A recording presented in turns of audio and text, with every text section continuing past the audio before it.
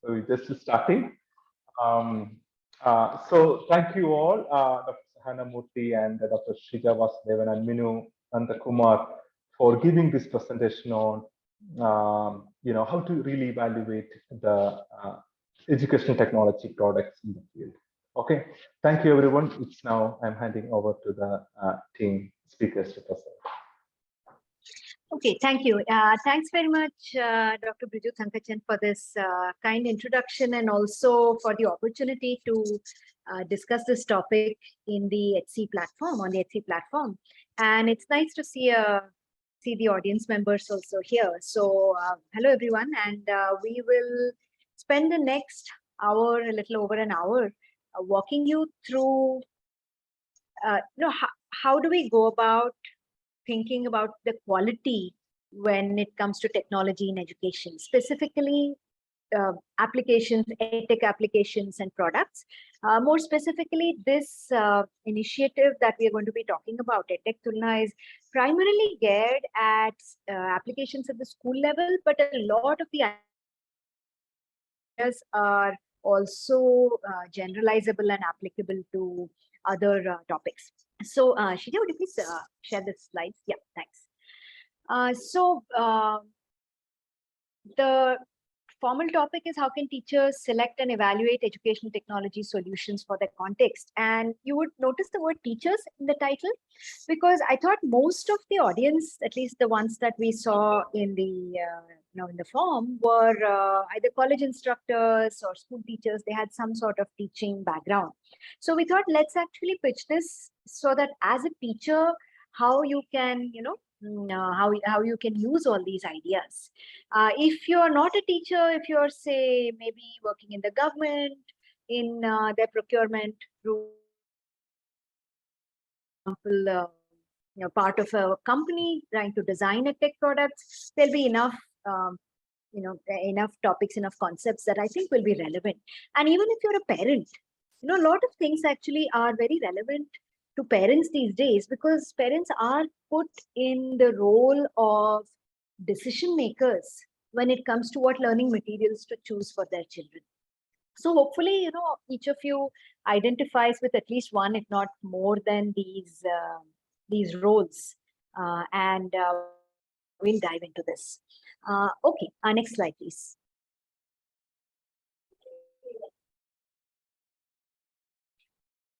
Okay, so what we will be discussing today is we'll just introduce the whole project a little, and its genesis and motivation, and also the team members. It's a good idea to understand how projects of this scale, how they were designed, how they were conceptualized, how they developed, how it's being modified over the course of the past couple of years and so on. We will then come to the core part, which is actually one of the intended learning outcomes of this masterclass also, that what are the challenges when it comes to educational technology or technology in education for students, for learners, also for teachers.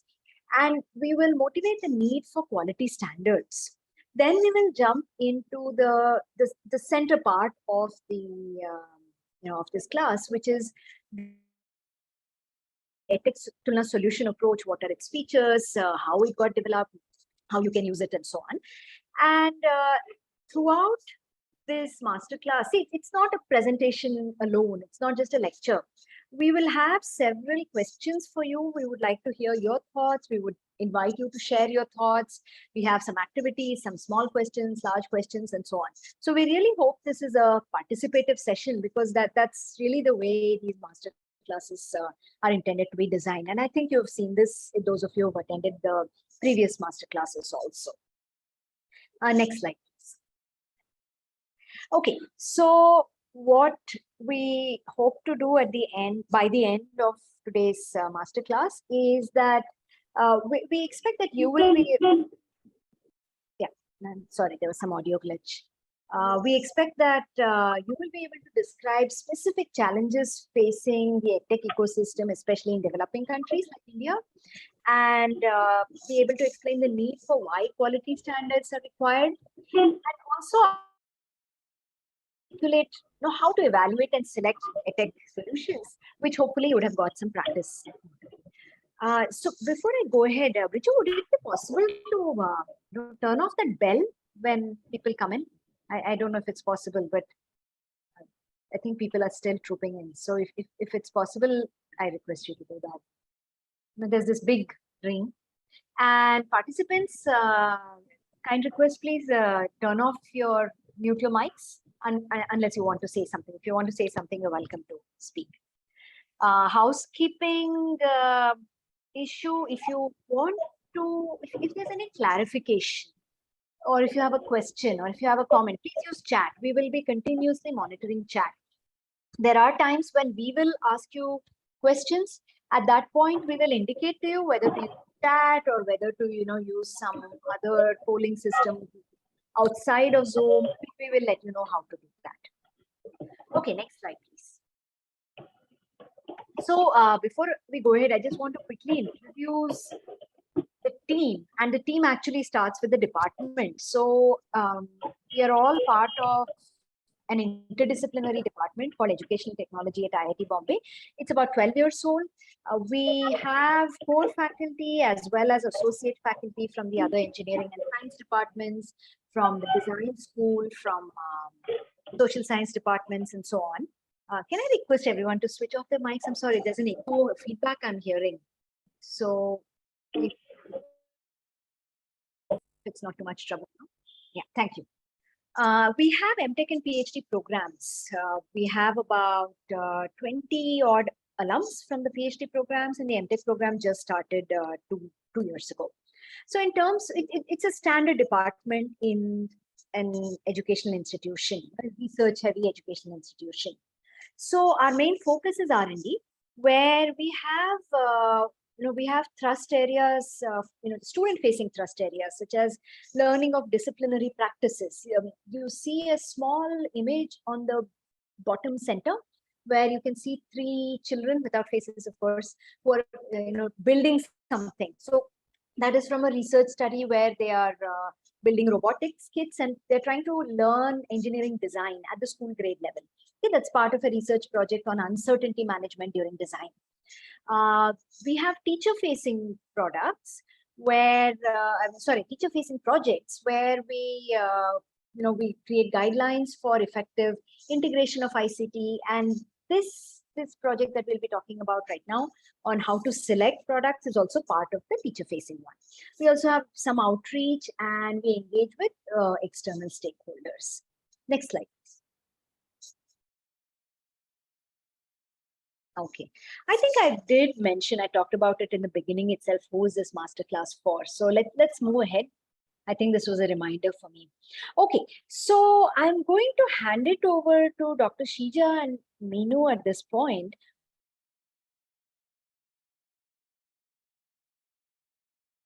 Quality standards, and to articulate specifically what are the challenges and how standards can perhaps address it. So over to you, Minu and Sheeja. Yeah, thanks, Professor Sahana. So before we actually dive into the in-depth session, we would like to just get to know the participants a little bit better, right? So we have 2 questions to understand your familiarity with EdTech products. So this question that you see on the screen, right? Do you have prior experience of using EdTech products? So if you could just raise your hands using the Zoom feature, we will just get a sense of your familiarity with EdTech products, if you have prior experience of using EdTech products.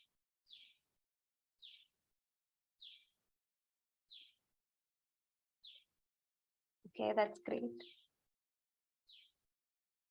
Okay, we have a couple of hands that's gone up, like about 9 of them. Okay, then we can move on to the next question. Thanks, everyone.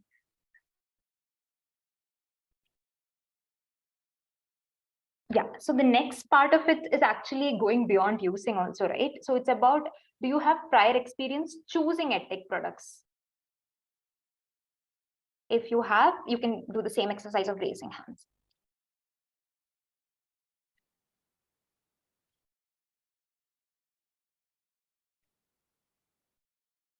All right, thanks. So again, so this this session hopefully will help you understand a little bit better about EdTech products, and also about starting to think about what quality can mean while choosing EdTech products, right? So thank you so much for that participation. So we can get started with the session itself. Yeah, we will spend the next 10-15 minutes understanding what the challenge is around, say, choosing EdTech products or working with EdTech products, and what is the need for a quality standard. So to do that, what we'll do is we'll first analyze a scenario. So I can actually read out the scenario for you on the next slide. Yeah. So let's read out the scenario that you see on the screen, right? So imagine that you're a parent of a student studying in a grade 9 class in a CBSE school in a medium-sized city in India, and you feel that your child needs additional support in maths. You have watched advertisements on TV about EdTech products, or you've seen pamphlet listings about some EdTech products, and you also probably have your peers, like your child's friends, have subscribed to a certain EdTech product. Now, how would you go about choosing an EdTech product for your child given this scenario? So let's engage with this particular scenario for some time. And if I may pose the question, how would you choose and how would you go about choosing it? Can someone, either you can type on chat or unmute yourself and speak. Anything works. Sheeja, if you can just go to the next slide, that will probably help them think a little better. Yeah.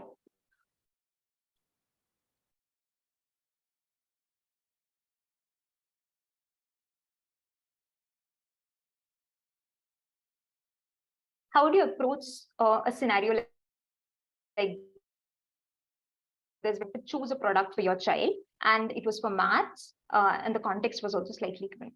So any responses?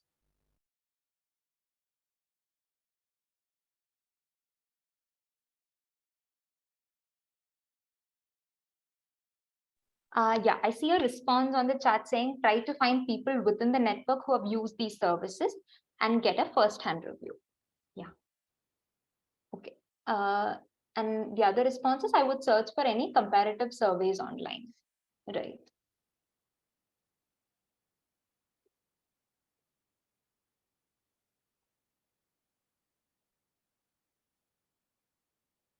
All right. Yeah, join trial classes is one way of doing it. The other one is, sorry, there are a lot of chats. I'm just reading it out loud for everybody to watch. Check out the basic features and user reviews online. Request a trial version, check for alignment with the objectives, checks for its usability. Also check with parenting groups for user reviews. Interesting. Pricing is another factor that can drive the decision point. Validity and service comparisons. Trial classes was another thing. Okay, I also read something like if they have an accreditation by a standard body, etc. Okay, thanks.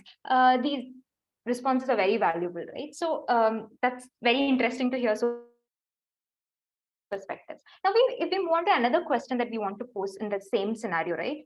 Given these different sources that you mentioned, like talking to peers, reading about reviews, doing a bit of comparative surveys that is available online, how difficult or easy was this decision to make? Or how comfortable were you making the decision, rather?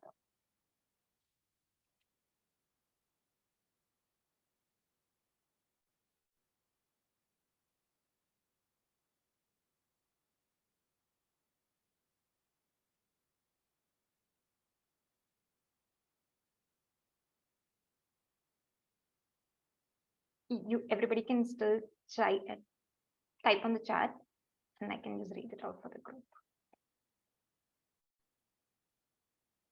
Okay, I hear responses like it was going to be a very difficult decision.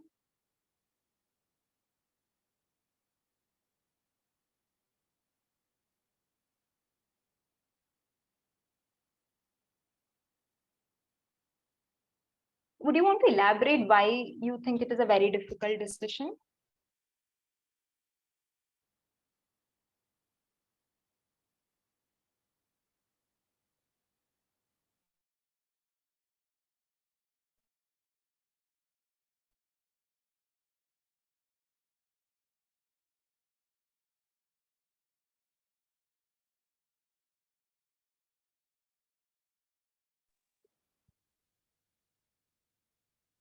Any other responses, or if somebody wants to unmute and speak, that's also fine.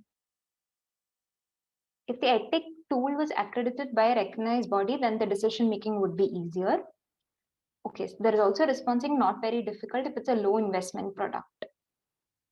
Validation of these programs will be limited to our knowledge and exposure. And another response is because it's not easy to identify if the product or service is suitable, genuine, and effective. It is a complex number of factors to be considered: quality, price, etc. Great. So these are very, very valuable inputs, right? Because you are also one stakeholder in the whole process. So these inputs are very valuable. So in a way, we have articulated what the challenge itself is. So if we go to the next slide. Yeah, so whatever you have articulated is largely the challenge. So if you look at the EdTech landscape in India, that's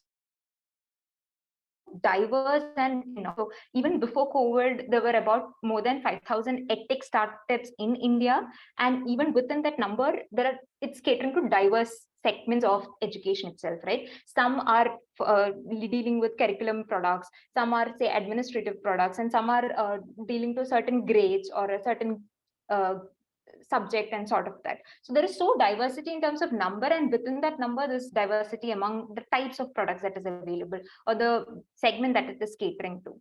And hence it becomes very confusing or not very easy to make what to choose from all of this.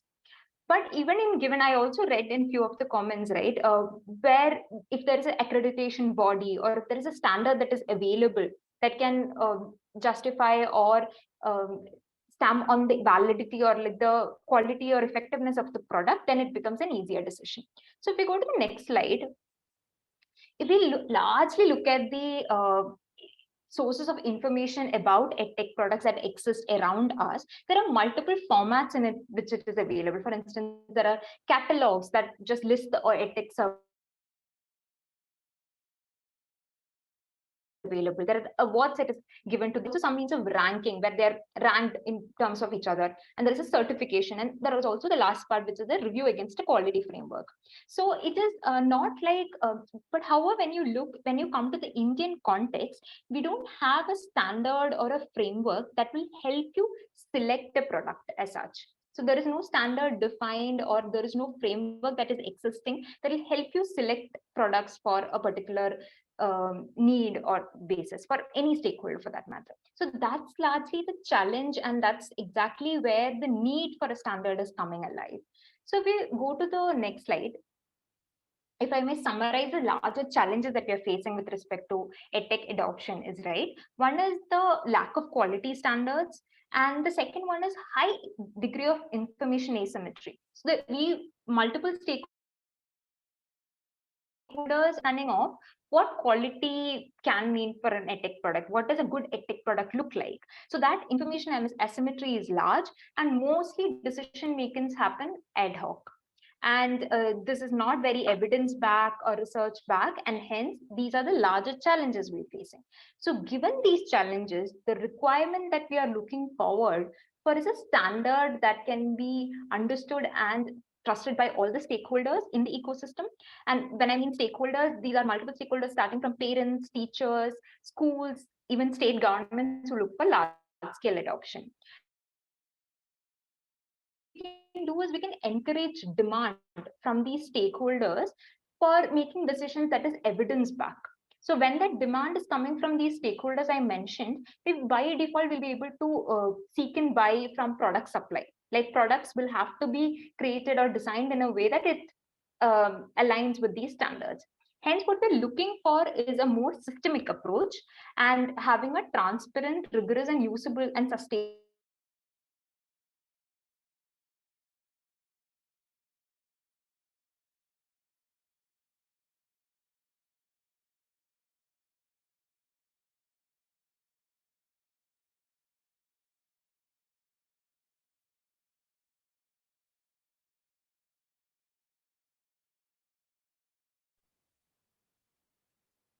Was somebody speaking? No, Minu, your audio is breaking up from time to time. So Oh, just go ahead. I think now it's okay. Go ahead now. We will see if it's a problem for others also. Just go ahead. Okay, sure. Yeah, okay. So what EdTech Tulna, which is designed a solution for this challenge and requirement problem that we discussed, right? So first part of the solution itself is the frameworks and standards that will help you describe what good looks like for various EdTech use cases. And the second part of the solution is toolkits for evaluations. So toolkits namely means what can guide evaluations and ranging products across quality frameworks. And this toolkits is also supported by training, which means the capacity building, where what we normally do for government stakeholders. So the toolkits are also provided, and also they're trained or capacity built on how to use these evaluation toolkits. And the third part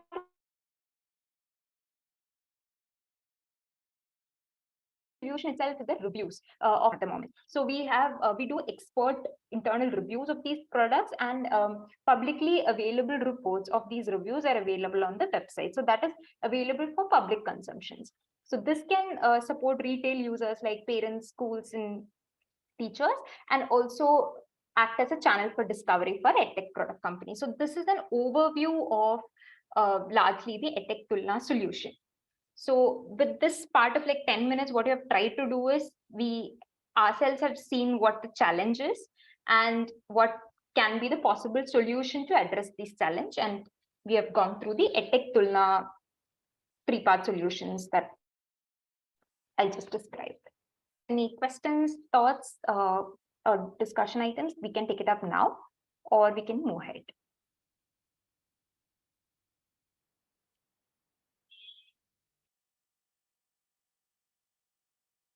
Okay, great. I don't see any chat or questions at the moment.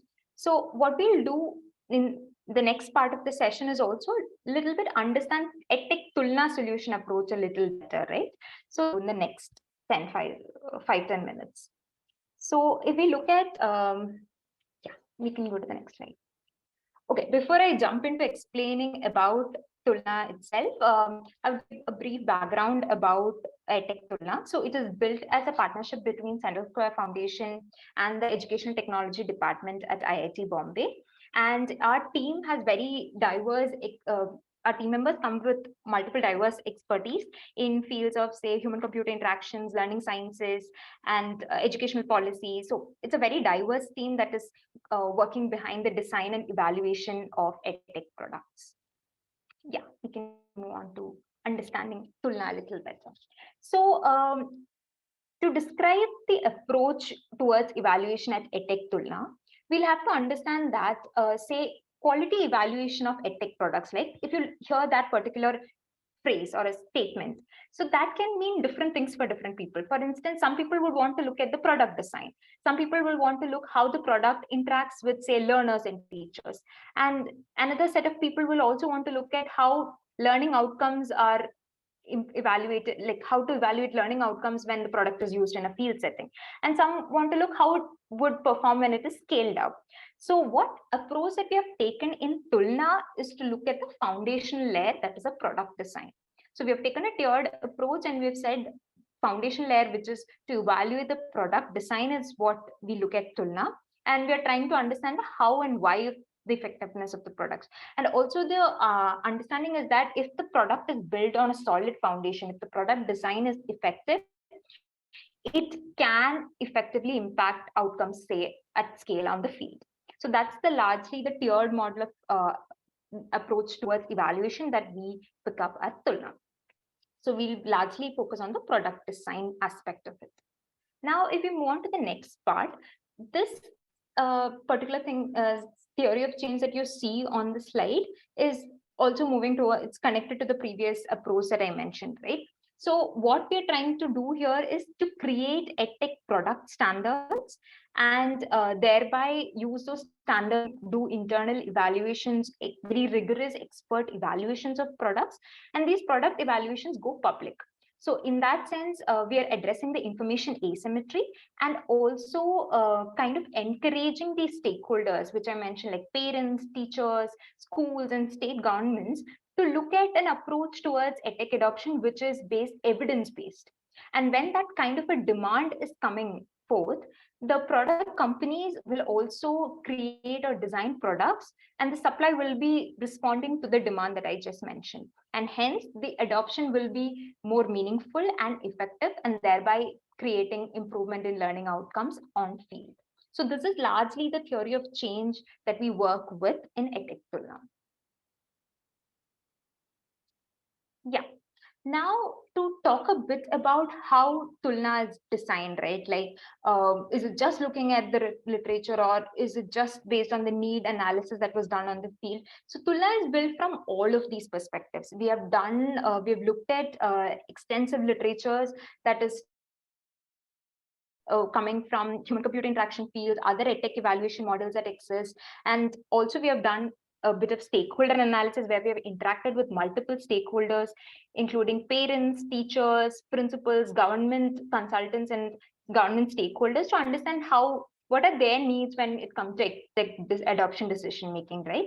And also the next bit of it is the government policy documents like the National Curriculum Framework of 2005, the recent National Educational Policy of 2020. All of these inputs have also given into the Tulna evaluation, Tulna framework creation. And yeah, we can go to the next slide. No problem. And to summarize what Tulna caters to. So Tulna is largely, if I have to just scope what Tulna Evaluation Index is catering to, right? So first part of it is, at the moment, Tulna Evaluation Index is catering to subjects like mathematics, English, and science. And for the school grade range, which is between pre-K and 10, and also catering to use cases of EdTech, multiple use cases, namely personalized adaptive learning, digital classrooms, interactive audio visuals, games, and assessments. So this is largely the scope of Tulna. And now if you have to move a little more deep into understanding what these use cases of EdTech mean, right? We can go. Yeah. So before I explain or jump into telling what these use cases or these different categories mean, I would love to hear from the participants if they've heard about these use cases before, or what are their thoughts when they're probably reading it for the first time also. So either you can type on chat or unmute yourself and speak, anything works.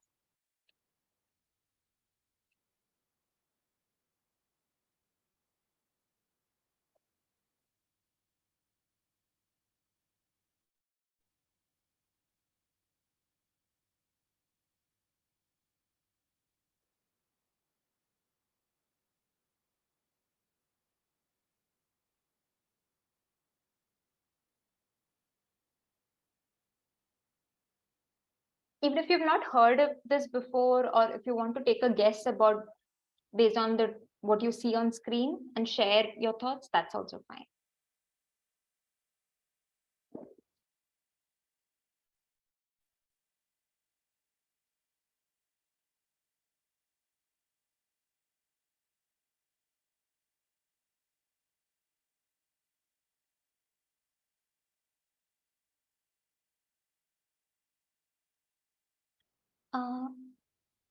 Okay, I can read something about interactive audio visuals.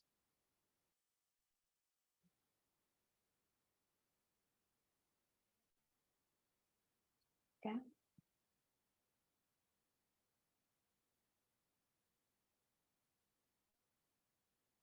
Okay, so I think somebody has raised the question, Duolingo is a PAL. So would you want to explain why you think it's a PAL? Like what features of the product makes you think Duolingo is a PAL?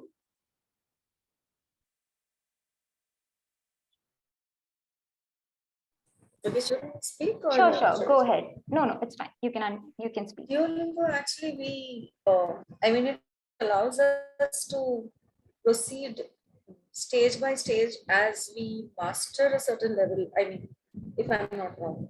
And so I think it is personalized adaptive learning. But I'm still not very sure. I'm just asking whether it is an example or not. Sure. So we'll see in detail what these use cases mean. But thanks for the response. Yeah.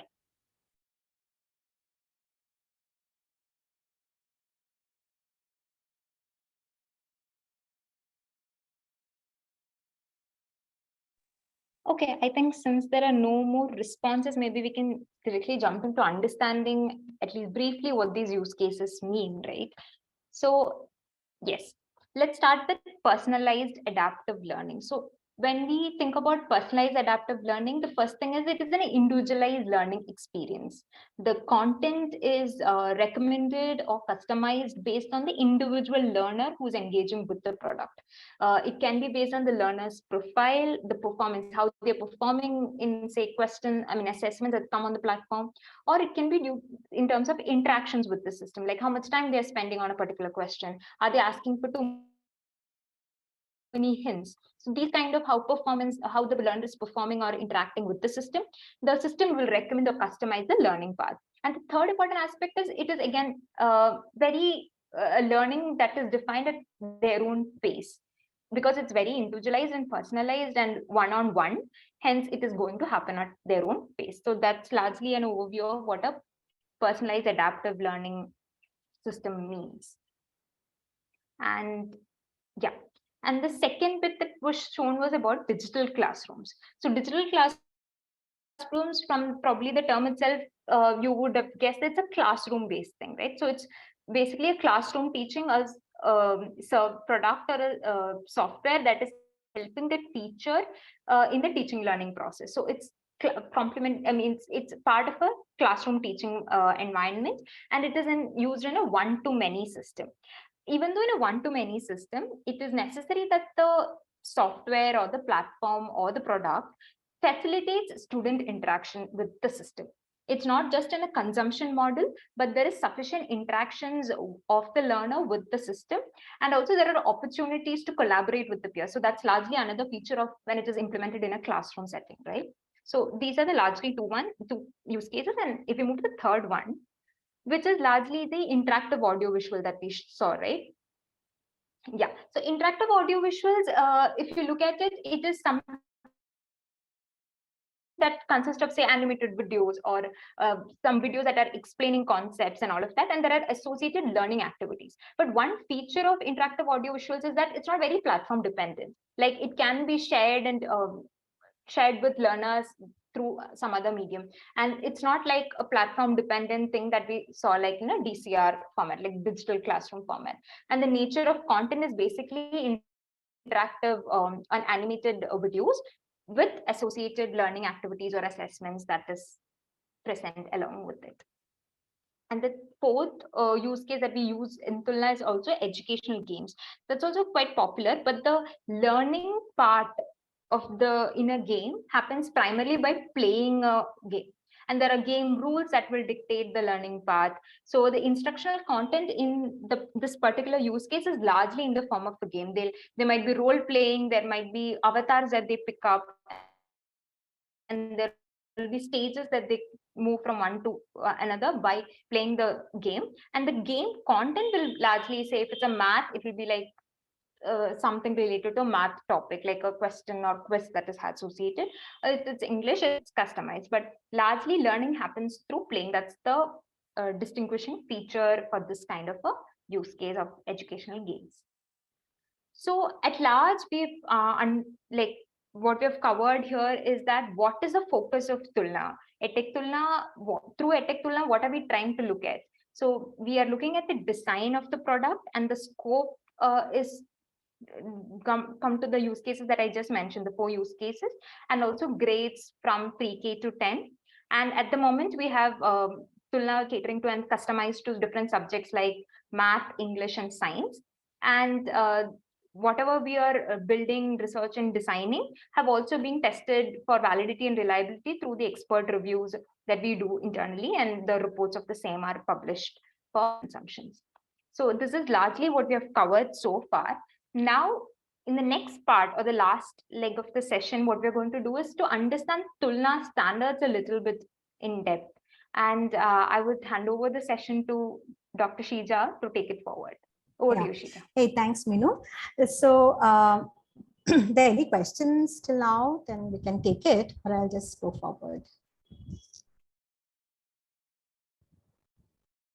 Okay, so so by now, I'm sure Minu would have convinced you that there is a need for defining quality in Indian ecosystem. And also we all know that learning itself is a complex process, and with so many different settings where learning is happening, with different languages, with different grades, that the quality cannot be captured, the complexity cannot be captured in a single dimensions. So we have developed, to do justice to this, we have developed a multi-dimensional index. And in EdTech Tulna, we assess the product design over 3 dimensions. It's one of the dimensions is content quality, where we ensure that the product has a very good quality. So by quality, I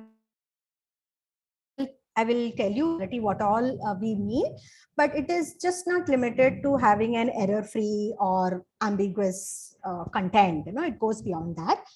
The second dimension that we assess is the pedagogical alignment.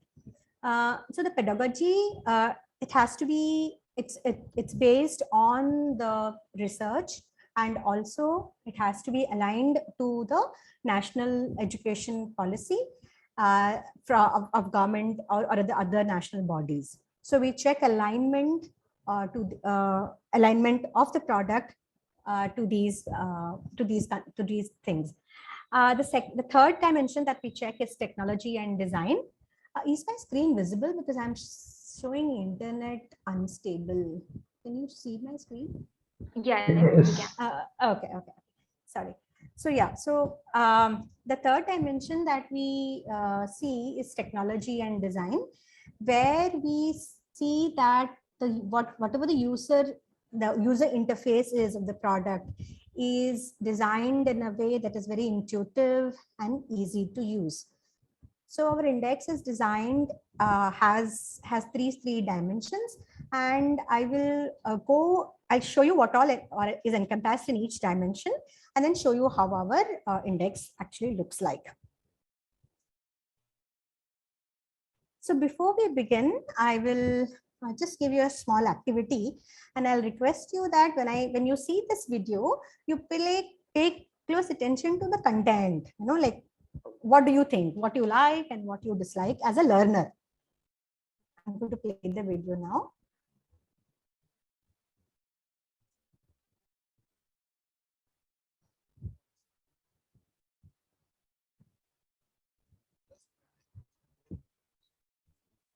Sheeja, the audio is not, it's not audible for me. Example, I have 2 times 3.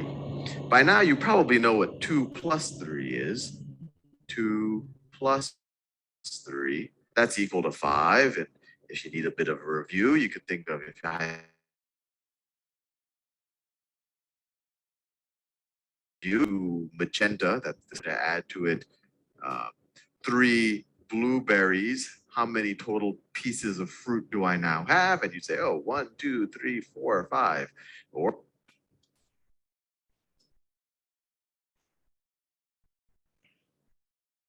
yeah, so what aspect of the content did you like and did you dislike? If you can just unmute yourself or share in.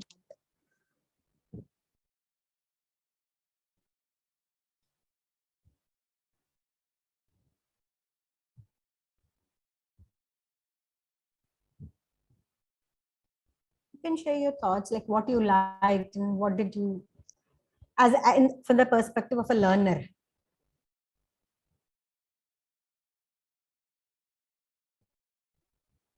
Okay, you like use of different colors.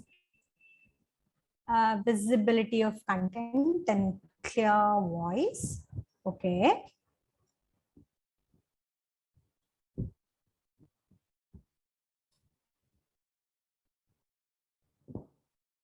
Pictorial representation. Okay, by that you mean him drawing the circles and all that. Okay. Okay.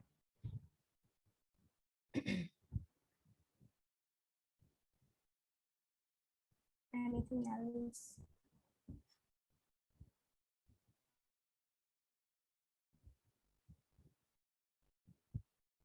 Okay, like it's in simplicity, I could see my child following the steps and his mind functioning the way the content is depicted.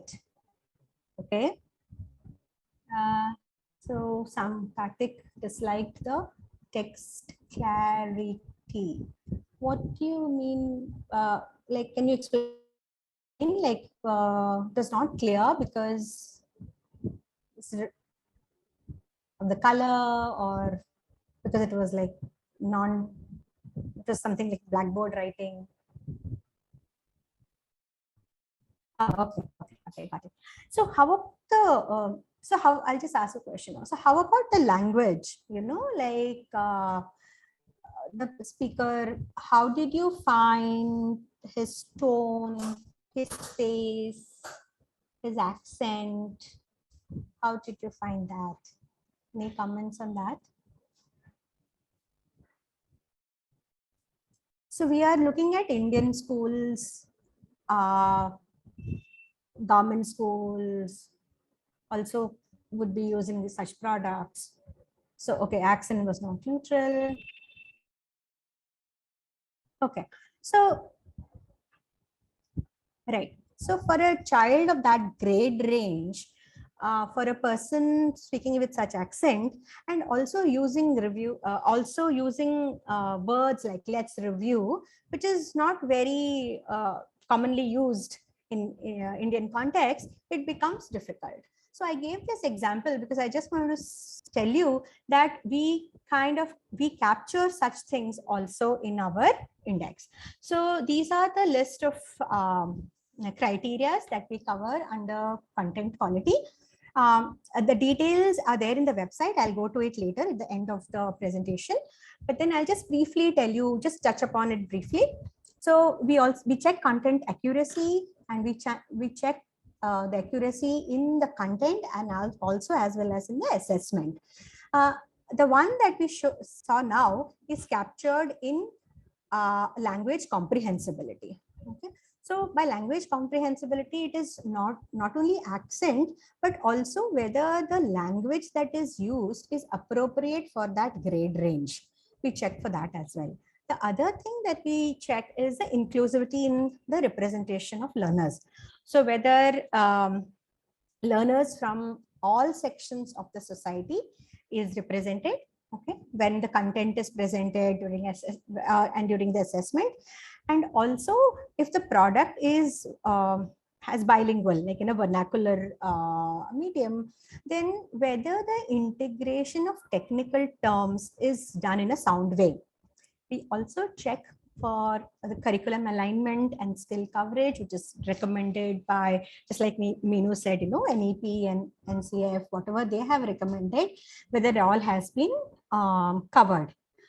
The other two that I have, the other criteria that I have given in pink color kicks in when we check English. So for different subjects. So we have separate index for separate products and also for separate use cases in those subjects. So I'll just give you a brief example of how we check inclusivity in representation of learners. So here you can see that one of the products, like the product here, is showing only boys in the picture. Whereas in here, which is an animation, it has both genders. And here this product has done a very good job, and it has also shown person who's differently abled. So this we would say is a good quality product.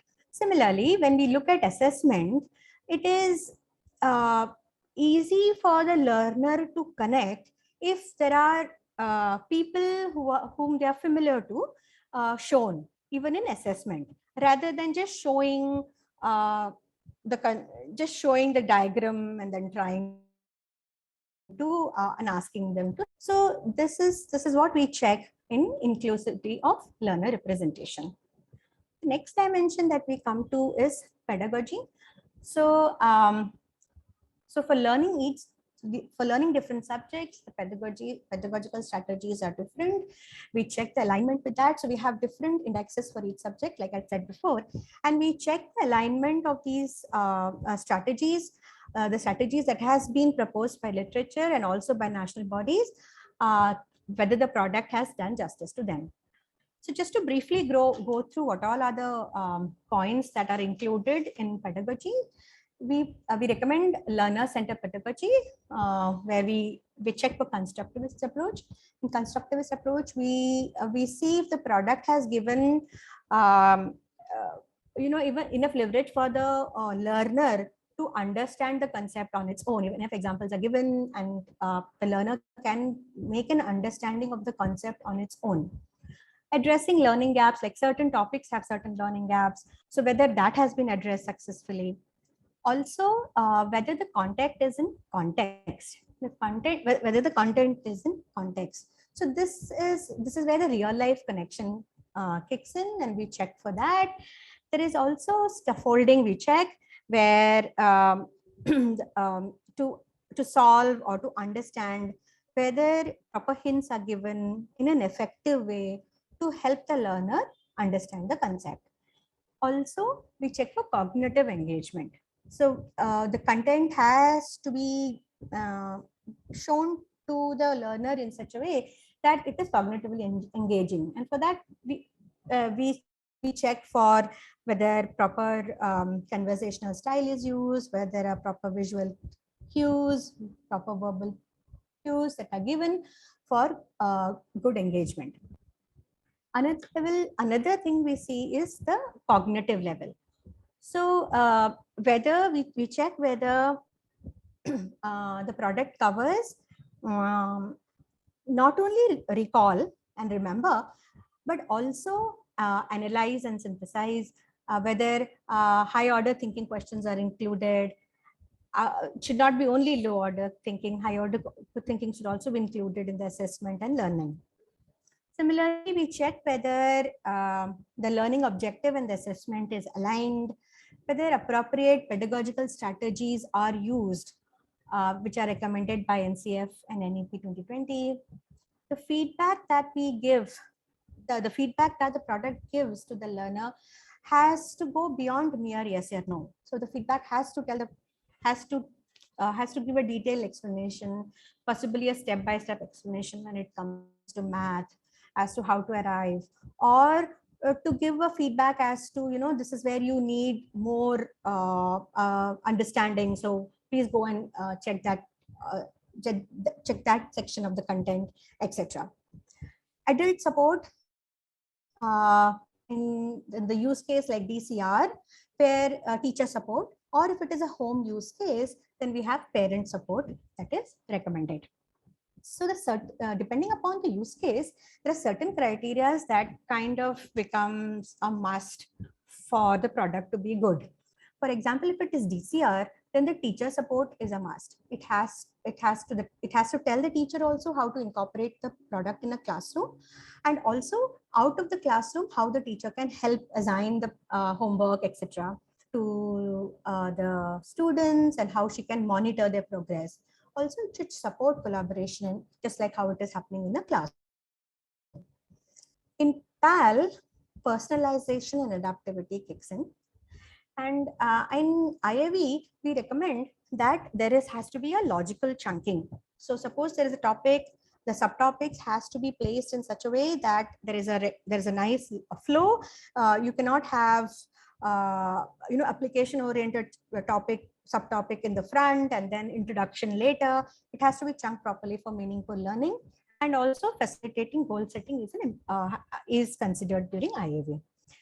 For game, the motivational features, the social learning, then the learner agency, like the learner is able to do what he wants to do, all that is checked. I'll just give a brief example of how content in context is checked. So here, if you see, this product is introducing fractions. And to introduce fractions, they have used an example of paratha, which the child can easily relate to. So there is a real life connection there. Also, to find out, to describe the to show them how to add fractions. They have used oranges, which is a commonly used fruit among all sections of society. And also in the classroom setting is it's showing children using chart paper. Most of the children, all the children use in school. So this kind of helps the child connect to the content. So this is an example. This is how our description of a detailed, we call it reviewer guideline, a detailed description of what we should look for.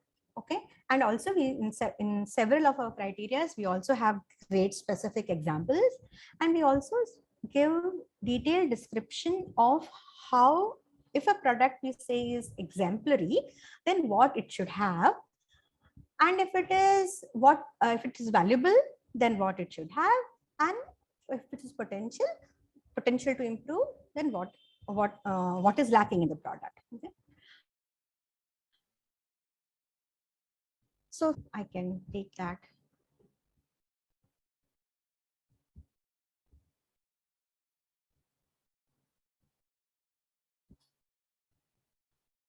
Okay. So I'll go to check technology and design. That is the third dimension.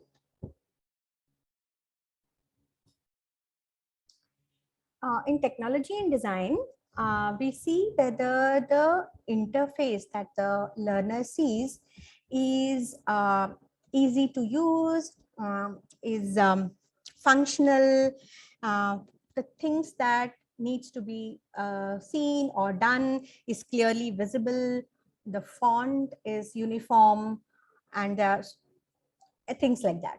Okay. And I'll give you an example of learner navigation and pace. But before that, I just want to tell you also about universal design. So in universal design, we check if the product has adhered to universal design principles.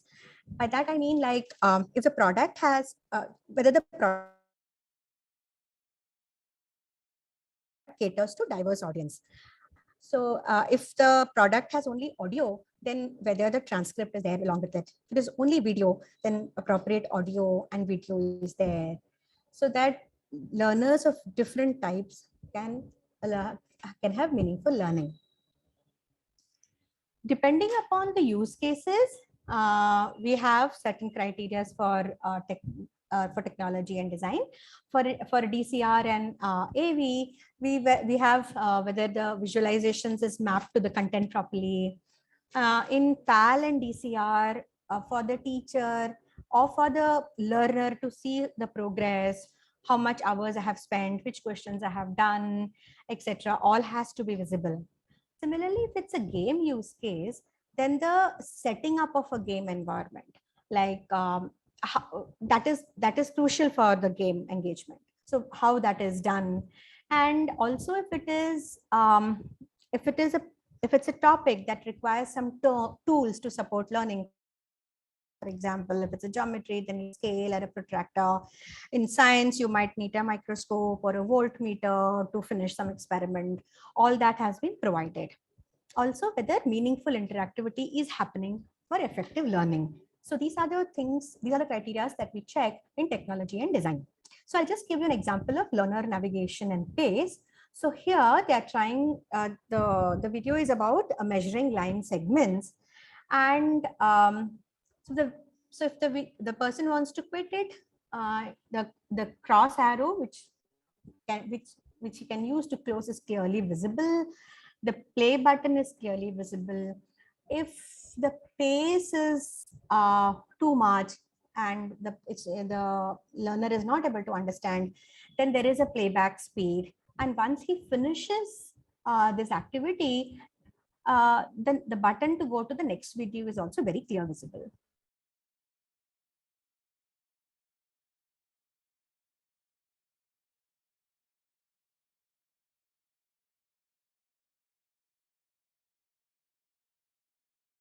There, and the learner should have the control to go between topics and subtopics, and this is one way of doing it.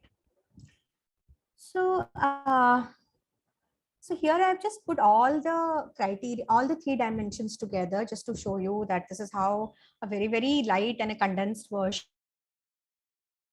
of our index looks like. It varies with subject to subject.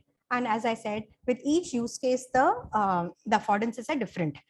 Here, so I showed you for math and science, and this is for English. And Minu, are there any questions till now?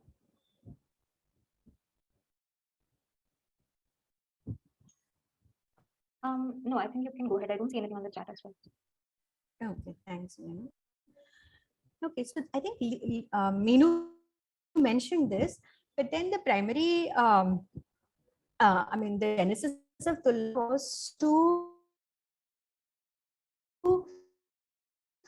bring about, and we engage with governments to help them adopt these EdTech products in the classrooms. Also, the products, they can use it as a method of formative evaluation to check what all they can improve in their products and come up with better versions. Similarly, schools, parents, and teachers can use our evaluation to make decisions. Similarly, funders who want a quick insight and to see which are the products which are promising, which they want to fund, can also be benefited by our index.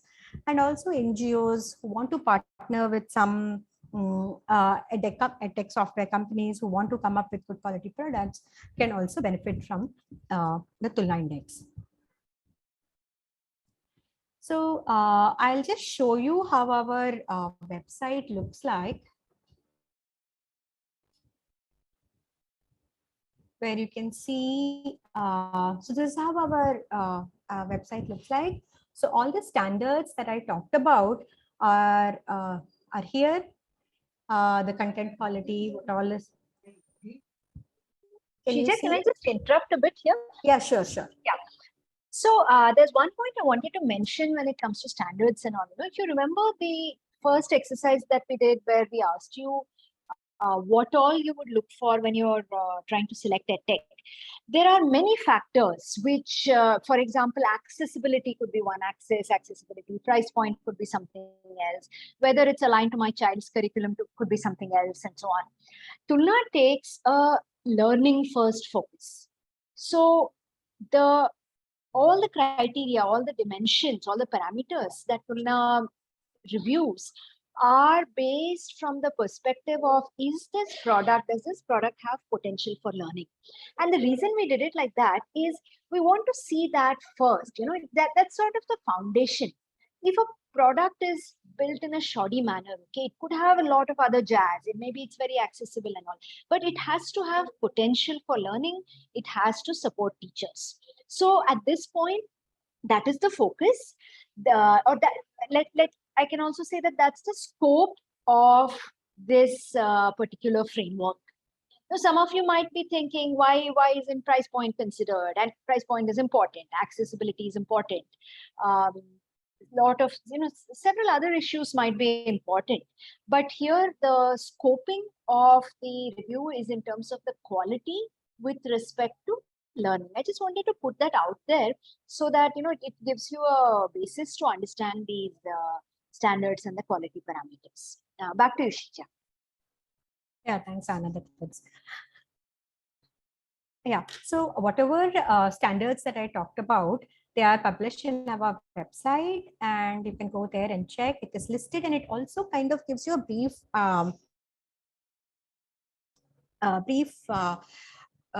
a description of what it measures. So in all the 3 dimensions, we have listed all the criteria that we review, and you can also download the PDF. And also what is interesting here is we have something called Evaluation Center, where we have put up all the products that we have evaluated so far. And we have categorized it according to the use case. Okay, from the website, you can actually compare the product evaluations. And also, when I say we evaluate a product, we publish a detailed report, a 40-page report, which describes each criteria that I talked about and how it has been operationalized as well. So all these reports is available here. So if I go and we have a single report for each grade range. So for example, if I go to Hey Math, it's a math product which is used in digital classroom. So it's DCR use case, and it has 4 reports on this. And in one glance, you can see that they are doing technology and design. And the PDF here is actually the detailed report which we publish with examples and all that. So yeah, that's all I wanted to tell you about. So to conclude, no, thanks, Sheeja. So to conclude, I just wanted to summarize the ways in which you can use these resources. One is the reports and the reviews that are already published, which is about 10 or 12 different products for a large number of grade ranges. You can go and understand those review reports and so on. This is an ongoing process. We are now going to put up reviews of English products and science products and so on. Okay, so that is sort of a very concrete thing that it's a public good. Anybody you can use it for decision making and all. The second thing you can do is actually use the standards directly yourself. If you want to make decisions, say, suppose you're a teacher and you want to make decisions for your class. And maybe some vendor comes with 2 products and you're thinking, or maybe you've heard of 2 different solutions. I don't want to call it only products. Okay, it's a solution. It's a learning solution. The standards give you a way of thinking about the quality of this educational technology application. And it's a very complex beast, no? This thing called quality. So how do you break it down? How do you figure out which criteria I should consider? How do you even identify the important criteria? That is what the standards will tell you.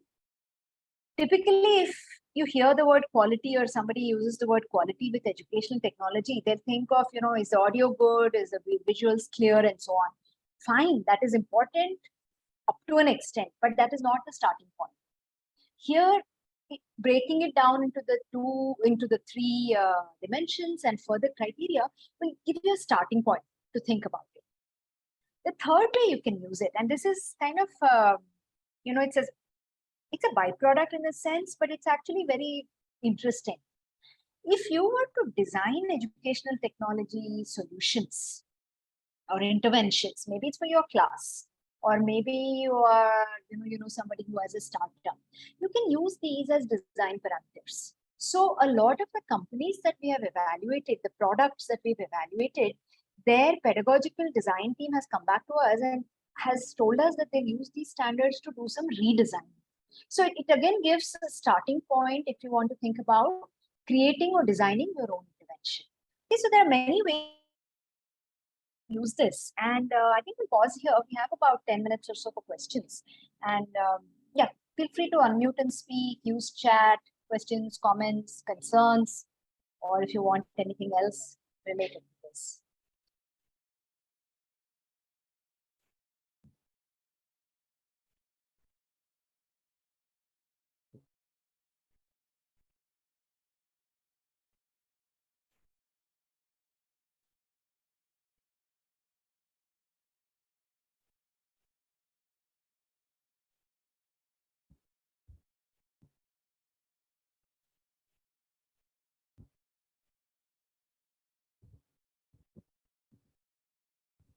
So when there are no questions, it can mean one of the 2 extremes, no? That everything was very clear, or it was like so out there, or okay, not the second option. Yeah. Yeah. We have a question for you. Right. Yeah, we have a question. Let's do a Zoom show of hands. Okay, go ahead, Sheeja. Yeah. I had a different question, but we'll do this first. Okay, great. Okay, so so the question that we had for you was like, what are the 3 words that come to your mind when you hear EdTech quality? And I think you're going to post that thing in the. Yeah, Minu has posted the link. So the link is there on the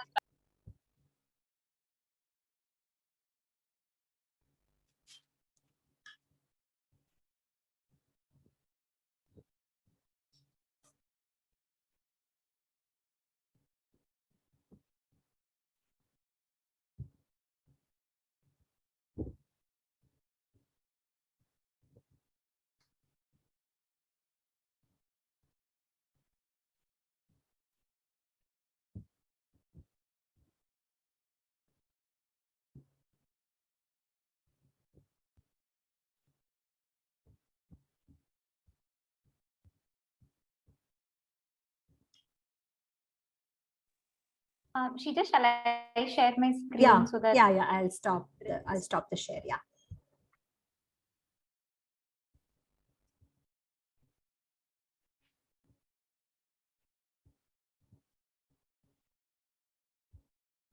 There's some on chat as well.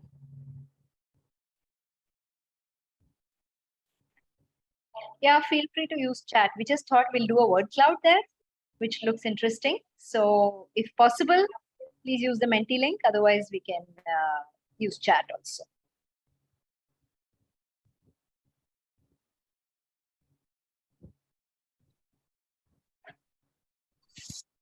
The responses are visible, right? Yeah. We can Whatever see. is. Okay. Yeah.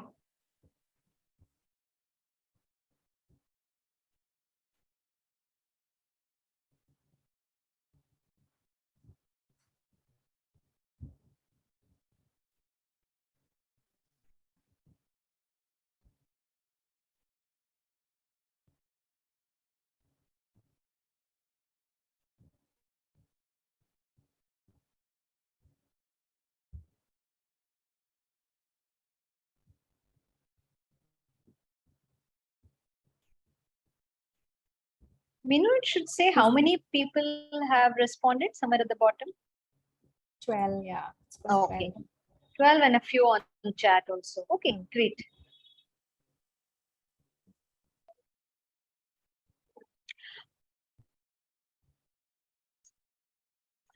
Okay, so if anybody has any any last words, any takeaway you want to share, or if you feel you might use EdTech Tulna standards or review reports in a particular way, feel free to please unmute and speak. Just take a minute to see if anybody wants to share a takeaway.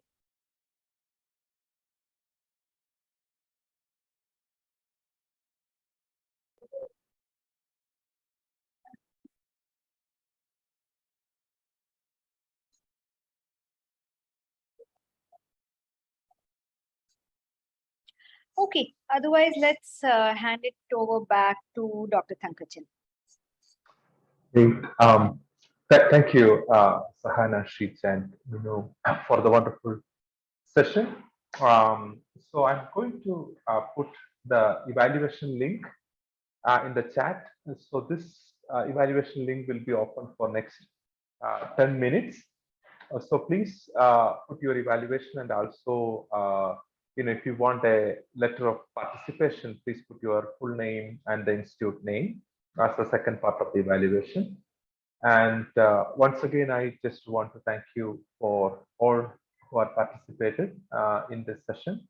And so the upcoming masterclass, it's in next month. So we'll be giving more information uh, in the website and also in the WhatsApp group. And please do share, about these events with your colleagues and friends. So those who are interested, so they can really make a difference in the teaching and learning using technology. So that's it for today. So I'll be staying here for another 5 to 10 minutes. And if you have any other questions related to the EdTech Society or the events, anything you can ask. Otherwise, once again, thank you for all for joining, and especially the speakers for spending the time with us, sharing their expertise on this topic. Thank you all.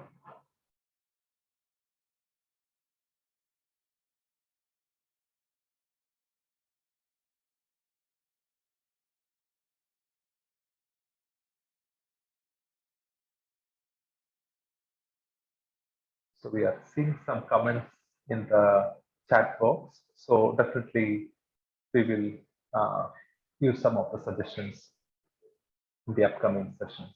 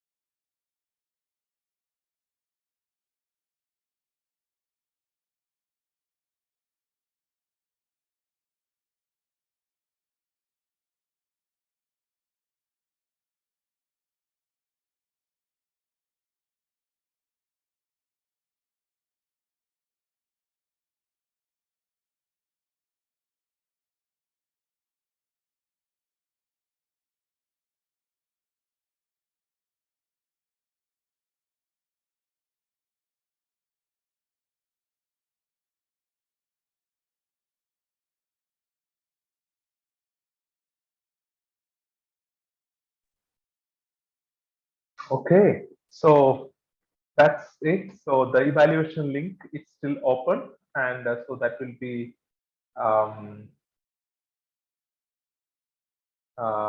open another 10, 7 to 10 minutes. Please go ahead and do the evaluation. And once again, thank you all for joining this session. Thank you.